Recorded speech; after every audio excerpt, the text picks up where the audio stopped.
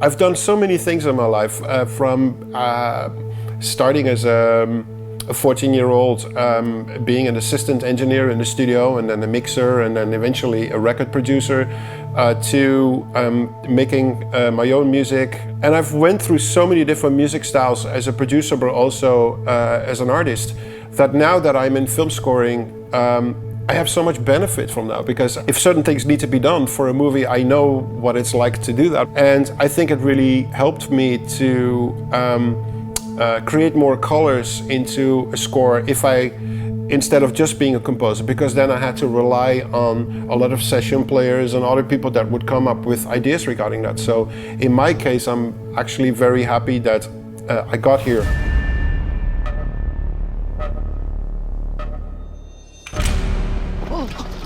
Who are you? It's you. You're a gunslinger, right? The Dark Tower, when I got approached, I was extremely enthusiastic to work on it.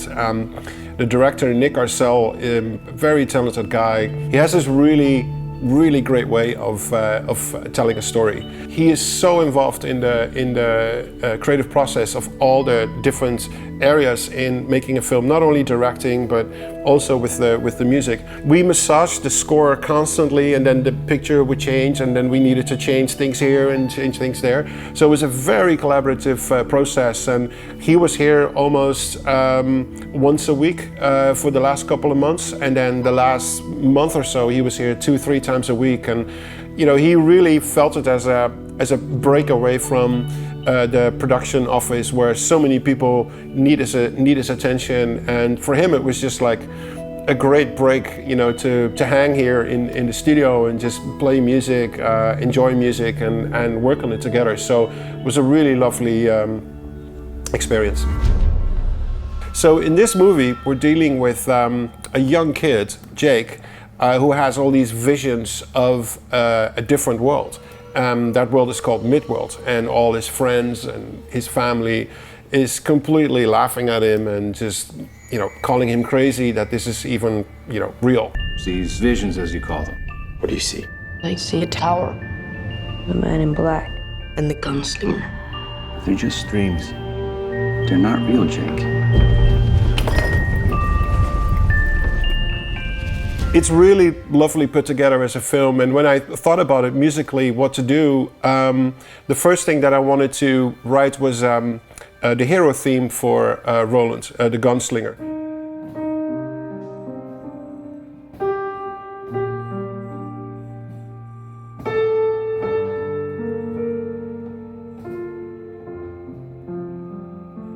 It's a theme that needs to be emotional. He's the last one left. He also lost his dad a long time ago. And so it needed to have an emotional quality, a sad quality, but at the same time, the theme needed to be able to develop to something really heroic when finally at the end of the movie, he really stands up to what he was meant to do in the first place, and that's being a hero and a gunslinger and protect the world. Why this movie is different than some of the other movies that I've done, it's very thematically driven, whereas some of my other film scores are very sound driven. So in this case, it's a combination of how melody and harmony is being used in combination with sounds. We actually are coming to this different world, the mid-world, and the sound for the mid-world is different than it is in the normal world. So I had to fall back on a lot of different types of instruments that don't really exist. You know, you make them up as you go. One of the things that we used extensively is with the guitar and a bunch of really outlandish guitar pedals. I made these really weird ambient sounds, and then we turned that in samples in software and also in hardware, and to play them a certain way, and that created like a really unique ambience that you can't really tell what it is. And that combined with orchestral colors made a really nice atmosphere for the other world. Whereas the sound approach to Matthew McConaughey's character, which I mentioned, is not necessarily melodic driven, it's very sound driven. So I actually made with modular synthesizers and with other sound design programs these really eerie sounds that make you extremely uncomfortable when you listen to them. The most successful road to become a film composer is actually assisting other composers for a really good amount of time, and that's exactly what I did. I started doing that on a few films with Harry Gregson Williams, of which I owe a lot.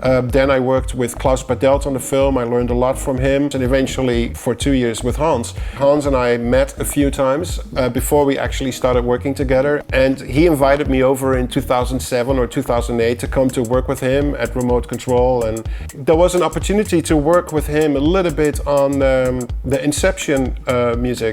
The movie was already done and the music was done, and he asked me to come over and he played me the score and he said, are you able to make something, let's say 10 or 15 minutes long, that incorporates most of the themes into one piece of music? And I said, oh, I'd love to do that. Then he invited me over again to say, well, why don't you come and work with me here? And that's when I said, okay, this seems like a really smart choice. What I learned from Hans, and this was the final information that I really needed to do this on my own, was how to talk to directors, how to work with studios, how to guide through the whole process of filmmaking with everything that comes with it. The job as a composer is that you are a movie maker together with the director and other people that work on it, where the director is steering the ship where it needs to go.